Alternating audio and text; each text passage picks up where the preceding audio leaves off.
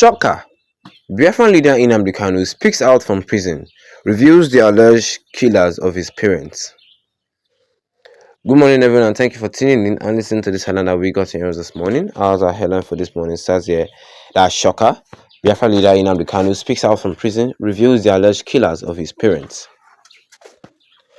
Nnamdi Kanu, the leader of the indigenous people of Biafra, IPOB, recently reflected on the profound trauma experienced by his family following a violent military raid on his home in Afar Arukwa, Abia State in September 2017.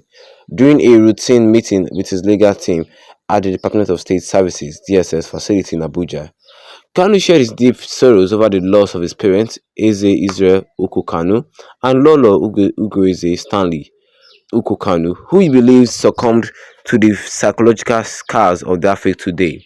In his statement, Kanu recounted the harrowing event of the military operation known as Operation Python Dance, which he claimed was an unprovoked assault aimed at his life. While Kanu managed to escape to Europe, the attack left an indelible mark on his family. He lamented that the traumatic experience ultimately contributed to the death of his parents 5 years ago, highlighting the emotional or physical and psychological toll that violence can inflict on families. Well, Kanu emphasized that not only did he lose his beloved parents, but 28 other innocent lives were also tragically cut short during the military operation. His words resonated with a sense of injustice, and he pointed out that those responsible for this violence remains unpunished. He called out the murderers in Abuja and their accomplices in Igbo land, accusing them of spreading lies about IPOB and attempting to silence legitimate calls for Biafra independence. The IPOB leader reflections serves as a poignant reminder of the human cost of conflicts and the lasting impact of trauma on families and communities. Kanu's tribute is not just a personal lament, it is a call to remind those who have suffered and to honor their memory by continuing the fight for justice and freedom. He expressed his desire to keep the memory of his parents alive, framing it as a collective responsibility. Well, Kanu urged his supporters to never forget the events that transpired to the tragic day and to recognize the sacrifices made by those who stood for freedom. His statement reflects a commitment to continue advocating for Biafra, a movement he believes is grounded in the rights recognized by the Nigerian law. As Kanu continues his struggle from detention, his message resonates with many who share his vision for self-determination and justice. The pain of losing loved ones in such brutal circumstances is a heavy burden, but Kanu's resolve reflects a broader desire for change and accountability in the face of violence. Well, in remembering his parents, Kanu not only honor the legacy but also highlights the need for dialogue about the future of Biafra and the right for its people. He called for remembrance and justice as a powerful reminder that the pursuit of freedom often comes at a great cost and that the fight for justice must continue. And that was what I was said here concerning this headline today this morning, which says here that Shōçker, the Biafran leader Nnamdi Kanu, speaks out from prison, reveals the alleged killers of his parents. Yes, and if the Nigerian government can actually understand what they did, Nnamdi Kanu will not be in jail at this point in time. If they actually understand what they did back in 2017? Yeah, back in those days. They are the ones that caused the death of Nnamdi Kanu. They are the ones that caused the death of Nnamdi Kanu's parents. Who will stand looking at the Nigerian military gunning down innocent people? That trauma alone, God self, can cause you death. And they are old people. That shock, that fear cost them their life. Yes, although the Nigerian military, they apologized, saying that we are sorry, this and that. They gave the community money for this. That is just rubbish. Money cannot bring back the life that you guys just gone down for no possible reason. Yes, money cannot bring back the life that you guys gone down for no possible reason. Operation Python Dance, everybody knows that.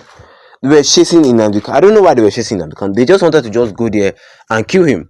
But eventually, Nnamdi Kanu was not there. Then they killed people for no possible reason in the presence of Nnamdi Kanu's parents. Yes, and that psychological injury, that wound in their brain, cost them their life. And Nnamdi Kanu said that for these people that died for no possible reason, we must honor them by keep fighting for Biafra. Yes, there's always a cause for freedom. If you're fighting for your freedom, a lot of people will die along the way. But we must not give up because people have died. That's the main point. Because they have died, that's the shows that we must not give up. That's the shows that we must not give up. We must fight to this. We must fight to the very last, and they will gain their freedom, and we will gain our freedom. Yes, because it is very very painful. In Kanu's statement, Kanu recounted the harrowing event of the military operation known as Operation Python Dance, which claimed was an unprovoked assault aimed at his life. Which yes, and Kanu managed to escape to Europe, but the attack left a big mark on his family. He said that that traumatic event caused contributed to the death of his parents. Yes, because they experienced a lot of psychological violence. Like, can you stand the sight of somebody shooting down somebody? 28 in numbers, to be precise. 28 individuals died that day. The Nigerian army killed 28 people. So the Nigerian army is gonna say, I don't just understand why they would just kill somebody for the fun of just killing somebody. And they call themselves military. Wow. Kanu emphasized that not only did he lose his beloved parents, but 28 other innocent lives were also tragically cut off during the military operation. His word resonated with a sense of injustice, and he pointed out that those responsible responsible for this violence remains unpunished, which is true. They've not punished the Nigerian military for doing that for doing that too, and still yet the Nigerian army had to label him an IPOB and ESN terrorist organization. So tell me, who is the main terrorist here? Is it Nnamdi Kanu or the Nigerian military? I mean, who is the main terrorist here? These are things that we need to talk about.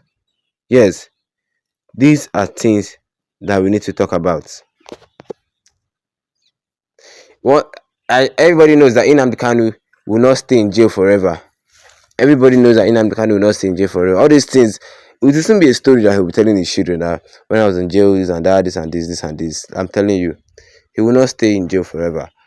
But the Nigerian government to do the needful, by calling out those Nigerian military that went and killed those people for no possible reason that day, they should do the needful.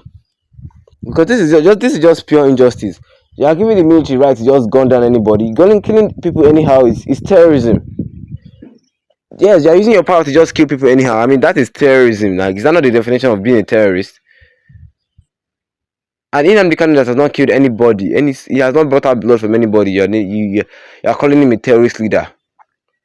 Wow, wow, wow, wow, wow. What do you guys think? Tell me. What do you guys think? Drop a comment in the comment section. Don't forget to leave a like on this video. Then tap the subscribe button.